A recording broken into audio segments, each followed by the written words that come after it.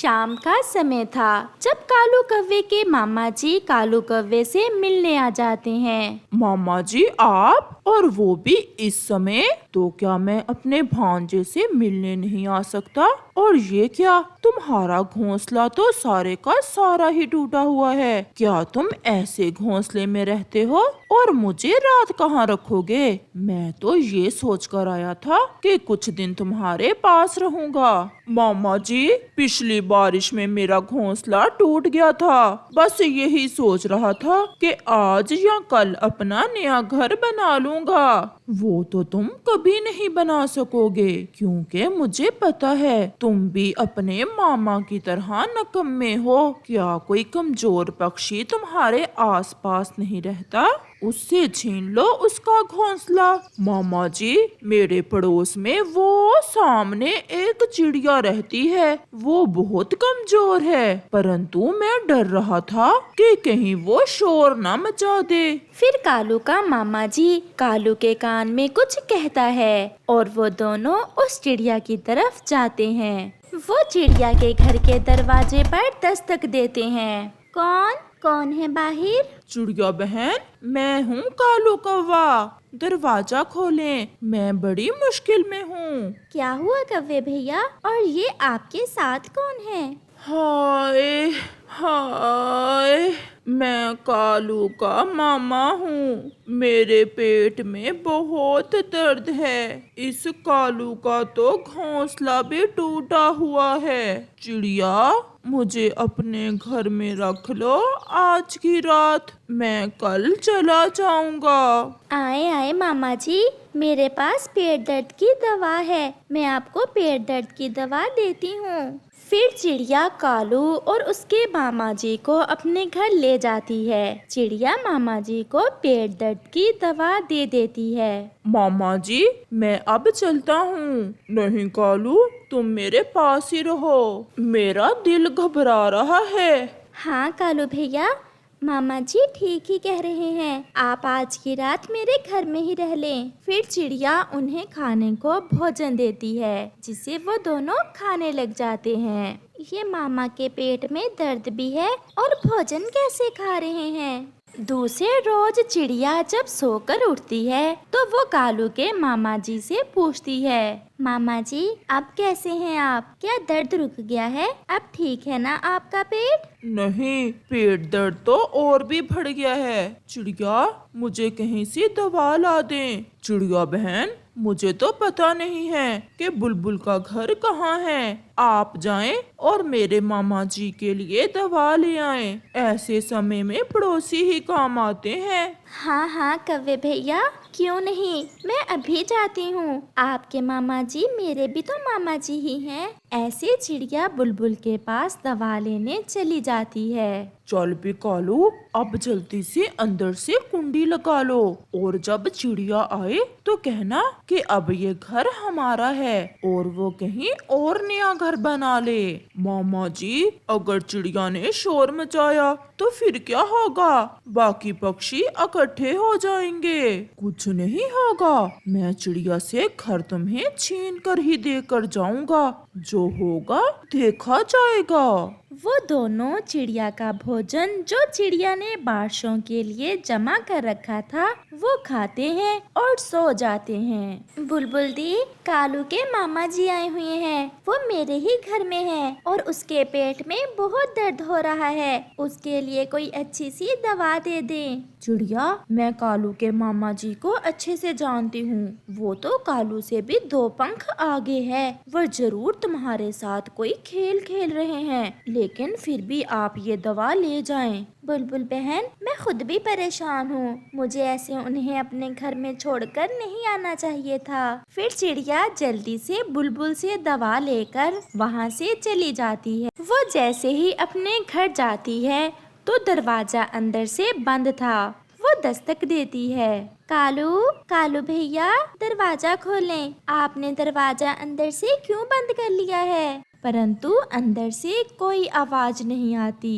वो खिड़की से देखती है कि कालू और उसका मामा तो सोए हुए हैं। कालू, ओए कालू, दरवाजा खोलो, मैं दवा ले आई हूँ। मेरे पेट का दर्द तो ठीक हो गया है। ऐसा करो, तुम ये दवा खुद ही पी लो।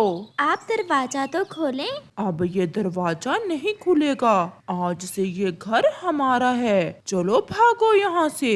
मामा जी शर्म करें, ये आप क्या कह रहे हैं? जो तुमने सुना, मामा जी वही कह रहे हैं। भाग जाओ यहाँ से। मेरा घोंसला टूट गया था और मामा जी ने अच्छी सलाह दी मुझे कि तुम्हारे घर पर कब्जा कर लें। ऐसे कैसे कब्जा कर लोगे तुम मेरे घर पर? मैं अभी सब पक्षियों को इकट्ठा करती हूँ। फिर चिड़िया शोर मचाती है। तोता और कबूतर चिड़िया का शोर सुनकर वहाँ आ जाते हैं। चिड़िया बहन, क्या हुआ? फिर चिड़िया तोते और कबूतर को सारी बात बताती है। ओए कालू, शर्म करो, चिड़िया ने तुम्हारे साथ नेकी की और तुम उसका ये सिला दे रहे हो। हमें भी कौवे कहते हैं। हमें जो चीज पसंद आ जाए वो हम छीन लेते हैं। अब ये घर हमारा है। तुम सब भाग जाओ यहाँ से। चिड़िया, इनसे लड़ने का अब कोई फायदा नहीं है। चलो आप आज की रात मेरे घर में रह लो और फिर कल देखेंगे इनका क्या करना है। काले कव्वो, मेरी बात याद रखना, किसी को बेघर कर देने से तुम कभी सुकून नहीं पा सकते। भगवान तुम्हें इसकी सजा जरूर देगा। फिर चिड़िया तोते और कबूतर के साथ वहाँ से चली जाती है। जंगल में रात भी हो जाती है। चिड़िया बहन, चुप कर जाओ। हम सुबह दूसरे पक्षियों को इकट्ठे करके उस कालू को तुम्हारे घर से निकाल देंगे। परंतु चिड़िया तो रोए ही जा रही थी। मैंने वो घर बहुत मुश्किल से बनाया था और वो कौवे मुझे कमजोर देखकर मेरा घर छीन ले गए मुझसे। आज आसमान पर भी गहरे बादल हैं और बारिश भी होने वाली है। मैंने तो बारिशों के लिए अपने घर में ढेर सारा भोजन भी जमा कर रखा था। वो ऐसे ही बातें कर रहे थे कि बादल जोर से गरजता है और तेज बारिश शुरू हो जाती है। बारिश बहुत तेज थी। सारी रात बारिश होती है। और फिर दूसरे रोज जब चिड़िया कबूतर को साथ लेकर अपने घर जाती है तो वो दोनों देखते हैं कि चिड़िया का घर उस बड़े पेड़ के नीचे दबा पड़ा है जिस पर चिड़िया का घर था, और कौवा और उसका मामा जी घर के नीचे आकर मरे पड़े हैं। कबूतर भैया, अब मैं समझी कि मुझे भगवान ने मेरे ही घर से आज रात बाहर क्यों रखा। और फिर ऐसे कौवों को उनकी बुराई की सजा मिल जाती है। टोनी चिड़िया का पति बंटी कबूतर ऑटो चलाता था और अपने परिवार का पालन पोषण करता था, लेकिन वो एक हादसे में मर जाता है। वो अपनी पत्नी और बेटी को अकेला छोड़ गया था। टूनी चिड़िया बहुत परेशान थी क्योंकि वो खुद भी जवान थी और उसकी एक बेटी भी थी, इसलिए अकेले रहना उसके लिए ठीक नहीं था। बेटी, अब हमारा यहाँ इस जंगल में अकेले रहना ठीक नहीं है। मैंने फैसला किया है कि हम तेरे मामा जी के घर दूसरे जंगल चली जाएंगी। मेरा इस पूरी दुनिया में अपने भाई के अलावा कोई भी नहीं है और हम वहाँ सुरक्षित रहेंगी। मम्मा, लेकिन मैं अपने पापा के बनाए हुए घर को छोड़कर नहीं जाना चाहती। मम्मा, ये वही घर है, यहाँ मेरे पापा मुझे अपने कंधों पर बिठाया करते थे। रात को सोने से पहले मुझे कहानी सुनाया करते थे और अपने पंखों से खाना खिलाया करते थे। मम्मा, मैं कैसे इस घर को छोड़कर जाऊं? अकेली औरतों का रहना नामुमकिन है इस दुनिया में। मेरी बेटी, मैं नहीं चाहती कोई भी मेरी बेटी की तरफ बुरी नज़र से देखे। हमें जाना ही होगा। फिर गुड़िया अपनी मम्मा की बात मान जाती है और अपनी मम्मा के साथ अपने मामा जी के जंगल चली जाती है। आओ आओ मेरी बहन, कैसी हो?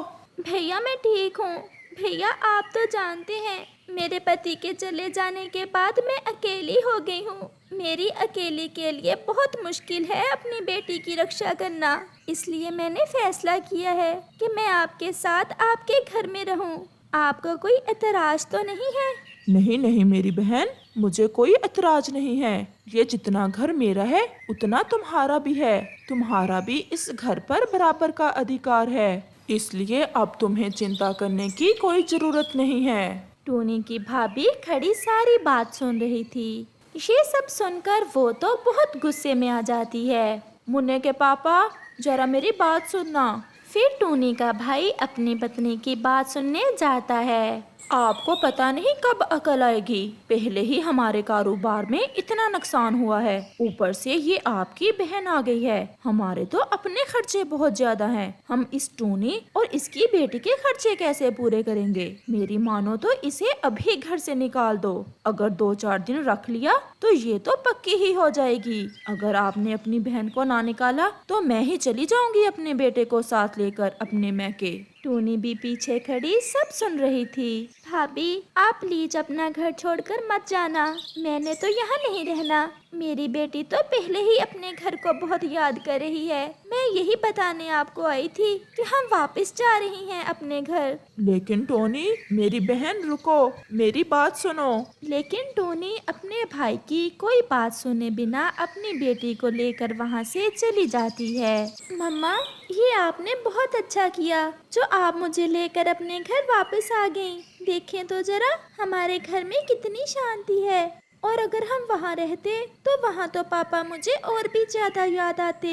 इस घर में तो मुझे महसूस होता है कि मेरे पापा मेरे साथ ही हैं। हाँ बेटी, असल सुकून तो अपने घर में ही मिलता है। मैं अब अपनी बेटी को अपने घर से लेकर कहीं नहीं जाऊंगी और मैं अपनी बेटी को जीवन की हर खुशी दूंगी। अपनी बेटी को पढ़ा लिखा कर एक अच्छी और सच्ची पक्षी बनाऊंगी।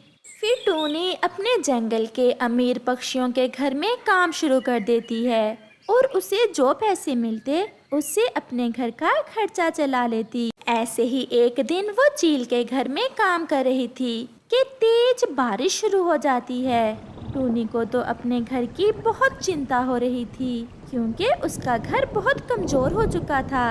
अपने पति के मर जाने के बाद उसने अपने घर की मरम्मत नहीं की थी क्योंकि अपने घर को मरम्मत करने का उसके पास समय ही नहीं था। मालकन जी, क्या मैं अपने घर चली जाऊं? मुझे अपनी बेटी की बहुत चिंता हो रही है। कहीं इतनी तेज बारिश में मेरा घर ना टूट जाए।